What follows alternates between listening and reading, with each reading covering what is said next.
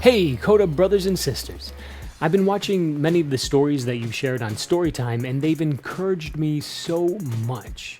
Recently, I've been in touch with a Bababa and someone named Valerie on Facebook. They asked, hey, why don't I share one of my stories?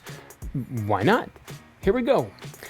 As Thanksgiving approaches, I start thinking about gratitude. What am I thankful for? Well, tons of things, one of which is my father.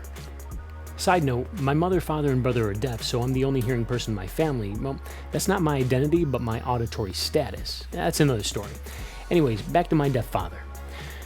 I've always admired his intelligence. He's so brilliant. All too often people, you know how the hearing world often dismisses deaf people, assuming that they don't understand sound, they don't understand how sound works, and as you know, they couldn't be more wrong.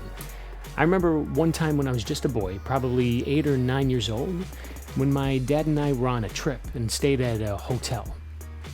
Dad was in the bedroom sleeping, and I was so excited to be sleeping on the couch. You know how kids are. This trip is an adventure. I pulled the blankets over me, started to sleep, but couldn't. The problem was a leaky faucet dripping non-stop. I got up to turn the faucet tighter, but no matter what I did, the drips would not stop. I went back under the covers, but the dripping didn't stop. It was all I could hear. I felt like I was in one of those old TV shows or movies where someone's strapped to a table and subjected to that forehead water torture thing, but instead of the forehead, the drips were assaulting my eardrums, torturing me until I couldn't take it anymore. I burst into tears, ran to my dad, frantically woke him up, and when he asked me what was wrong, I unfolded this terrible torture that the leaky faucet was inflicting upon me despite my best attempts to stop it. My dad got up, calmed me, walked over to the faucet and assessed the whole situation, applied a simple fix. Tape.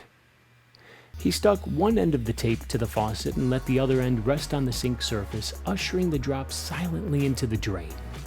Checked with me to see if that did the job, and I can't even describe how deeply grateful I was and the impact that had on me as a young boy. Here was my deaf father, a man that gets sound. He understood, one, the mind-wrenching impact that sound could have on me, and two, he knew how to control the offending sound.